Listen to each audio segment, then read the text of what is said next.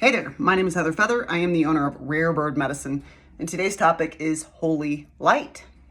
When a sperm enters an egg, there's something that occurs that is called zinc sparks. And at the moment of that penetration, the egg will release zinc, and it creates what is referred to as zinc sparks, which is also known as the egg emits light. The connection of the sperm and the egg causes there to be an emission of light.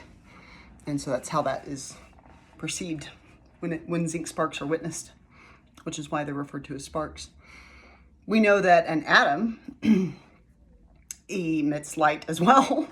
When an electron is absorbing energy, it might up level in its energy expression, and as it recalibrates back to its native lower frequency, it will emit photons. So there will be a light release from the atom. So every two-legged is present from a sperm going into an egg and there being a spark of light. And every thing is made of atoms. Everything you've ever looked at, including yourself in the mirror, including yourself right now, if you look at your body, and everything your eyes have ever fallen upon, are made of atoms, and atoms emit photons. They emit light. So we know from the microcosmic perspective that there is light. We know from the formation of our creation there is light. And then we also know we're made of stardust. So we know from the macrocosmic perspective we are connected to, and it is interwoven in a two-legged that light is a facet of one's being, because when a star is forged, it's made of oxygen, carbon, it's made of these nitrogen, these ingredients. And when the star dies, those ingredients from which it was forged are emitted out into the cosmos, and that becomes the formation of our bodies. So we are formed also from stardust, which is light. And so the reason I want to do a video on holy light is I am teaching a class called Be the Answer, which is on the foundations of shamanism this summer. It'll be June and July, and it'll be an 8-week course. And the first week is going to be on holy light. And so what does Heather Feather mean when she says holy light? Well, I mean those three things I just said. I mean the light of your awareness, the light of consciousness. There's a huge tie in my life and from my teachers and from my mother of light to truth. You know, you have an aha moment, you get a light bulb moment, as if you suddenly see something, it's illuminated, you can see something that was not there before. You may become aware, you may become a knower by recognizing some truth that was not previously seen. And the light of our awareness, the light of our attention is illuminating experience. And we are taking in these collapsed waves of probability into these atoms and particles that we experience as a result of the light of our awareness. And the consciousness is influencing the atomic design and is influencing the microcosm, which is making a macrocosmic expression as well. And so why does the light of our awareness matter? Why does the light of truth matter? Why does us being made of light matter? Why would us being connected to or interwoven with the light of truth matter? Well, for me, I foundationally believe the light of truth is that underneath everything is love. And so that could be a whole nother video that I won't get into here. And we have in this realm the opportunity at all times to express the duality. And so we can take a side of the coin, pick a topic, and many, many different topics you'll find you may have a side of a coin perspective on it. There may be other topics where you're able to walk the rim of the coin and you don't get attached to being right or wrong into a dualistic opinion of this side of the coin or that side of the coin. And you might be able to witness there's virtue and value in perspectives, and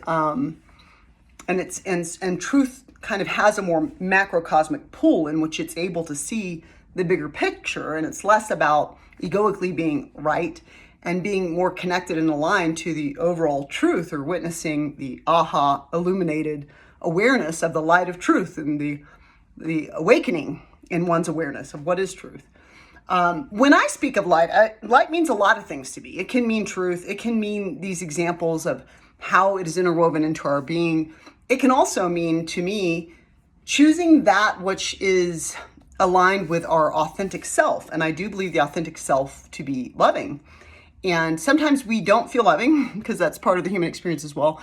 And sometimes we feel alone. Heather is alone a bunch, but almost never lonely because I've got plenty to do. I'm not a bored person. Bless it. I just got plenty of thoughts, plenty to do, plenty to read, plenty to get moving, you know. And so I'm using the light of my awareness right now. I'm doing autophagy. Every day I fast until 6 p.m. now so that my body can do cellular repair and release dis-ease and things in the body that don't belong, and the organs can get a break. And so I'm constantly placing the light of my awareness towards my evolution, and there's lots of work to do there. Lots of planks in this one, so there's plenty for me to put my awareness on to evolve myself based on my super utopianistic, idealistic aims I'm learning. And there are times when a lot of times, most of my life, where I am alone. It's just kind of how I've designed it so I can focus on all these intentions that I have. And I have access to many, many, many allies to illuminate the light of truth when I feel lost and when I feel confused and when I feel like I don't know. And when I say allies, there are many different cultures throughout the annals of time that will point to the ally concept of ancestors, believing in the idea of a soul or a spirit. It depends on the tradition. In Egypt, there were like 9 aspects to your soul. So it's not always this individual design that many will hold in mind in the Western modern age. But there's this idea of, if I have a spirit, so did my ancestors, and there's some eternality, just like energy cannot be created nor destroyed. Everything's made of atoms and energy. It's the spiritual counterpart of that, where you would say you have a spirit or a luminous light of spirit back of what's moving around and light of awareness. And that light of consciousness that is collapsing the waves of probability into particles, that luminous light has access to other luminous lights. And that can be ancestors. That can be the angelic seraphim. In shamanism, pretty universally globally, most shamans or medicine people, however they may label themselves, do believe in 3 worlds aside from Earth School. There's the spiritual counterpart of Earth School, and you can travel there. That's called Middle World. There's Upper World, which is ascended masters, angelic seraphim angels. It's very high frequency energy. And there's Lower World, which is where what we used to refer to as the underworld, or the place you go find your ancestors or those that have crossed over, the place you might find your power animal. It's a very primal energy. And we can move the light of our awareness to Upper World on an inner level and gain access to the angelic seraphim, angels, ascended masters, Babaji, Saint Germain, Metatron, who's referred to as an archangel and is referred to as an ascended master. Either way, it's all Upper World. So, you know, we can move our awareness into what we would call ally spirits, or holy light of service and reciprocity with the love we have to offer, receiving love back. May we also give love and be reciprocitous in our spiritual relationships as well. Give what we seek to receive, and not just, you know, help me, I'm having a dark hour, but I'm not gonna think of you unless I need help, you know? So I always try to keep a really open, reciprocitous bridge and work to teach about the holy light of our ally spirits. And in the class Be the Answer, we'll look at, not Heather, there's aspects of me offering a class, this is my beliefs, but we'll look at your beliefs, and do you have access, do you give yourself access to the holy light of assistance in a darkened moment? Can you access angels? Can you access your ancestors? Can you go to the lower world on an inner level in your awareness, and can you access a power animal, or, you know, an ancestor, or somebody that's crossed over that might be able to aid you when you're feeling lost? And shamans globally would say yes, you know what I mean? Because they are viewed as one who knows, and they're viewed as being a bridge between the spiritual world and the physical world. And because they are traversing these realms, Earth School, the physical world, our microscopes, our accolades, our certifications, our show me the proof, you know, and it's like, well, prove to me this isn't a dream. What is proof? What is proof exactly? I get that this is reality, but it's also made of emptiness. So are you sure that it's real? And are you sure that we're here? That it begs a lot of questions when we kind of solidify into Earth School and what can be proven at Earth School only being the facet of reality. And that's okay. That's perfectly acceptable to have that design.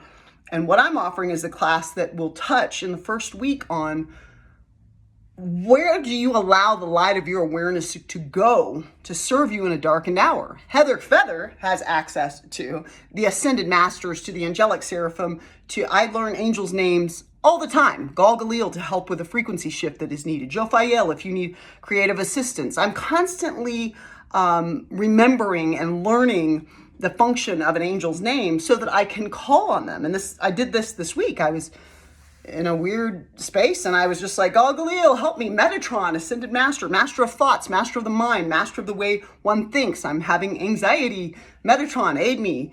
And I have experienced many, many, many holy light moments of grace in which I feel illumined back into the authentic truth, the light of the love that I be, back of any false evidence appearing real or fear out picturing that I might offer in this dream. A kahuna or Hawaiian shaman would call it a dream. Many Eastern yoginis would call it Maya or illusion.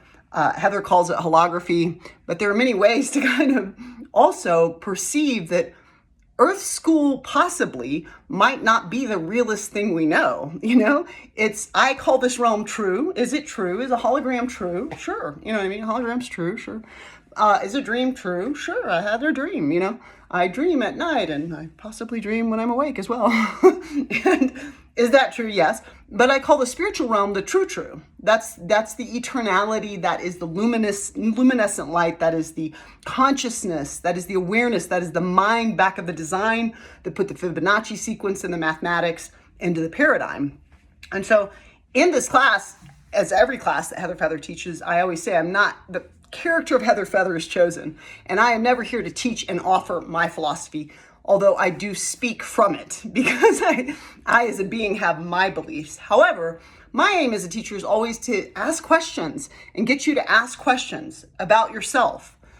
Do you have a power animal? We will in the 8th week of this class journey to receive our ancestors and our power animals. But for this particular video, what I wanted to talk about is, have you considered this? Who is your ally spirit team? Do you have any reminder in your home to aid you to focus part of your life on the spiritual facet of being? Not just physical, not just the body, not just 6-pack, 8-pack, you know, CrossFit, P90X, or I'm judging my body or blah, blah, blah. Not that. Not just the mind. Oh, I have a high IQ. I'm so intelligent. I can argue with anyone. Not just the heart. Not just empathy and emotional sensitivity and sometimes toxic femininity when we forget to use the mind to balance the weight of a heavy watered heart, which Heather Feather has and is very intuitive because of it, but has given herself more pain than she needed from the bigness and the largesse of the water that I hold. But the spirit, the spiritual realm, do you consider what is the holy light of truth? What is the holy light of your awareness placed upon? Heather has been practicing the past several weeks to stop doom scrolling because I will do it forever so long as you show me animal best friends of interspecies animal best friends. Or I love it. It's like, oh my gosh, this monkey has a pet bunny, and Coco the gorilla did this. I love Coco the gorilla. I love watching Robin Williams with Coco. My phone knows because I talk about this stuff to my phone. And I didn't want to keep doom scrolling. So I placed the light of my awareness on hiking every day and doing autophagy and making changes, even if it's difficult, making changes to serve what it is I say I want to do, who it is I say I want to be, how it is I say I want to live. So how often do you turn your awareness to holy light, to that which might illuminate a darkened hour? What is your ally spirit team? How big is it? Mine is massive. Heather has 35 spirit guides. I summon the upper world and the lower world in all types of ways all the time. And I'm eager to share with people, as somebody who's had a very dark life, how to find the light in a darkened hour. The next video I will do is on Holy Shadow, which will be the 2nd week of this class. You can go to rarebirdmedicine.com, click on the class's link, learn a little bit more about the class there. You can click the book online button to sign up for the class. I hope you'll be able to join us. I'm Woon.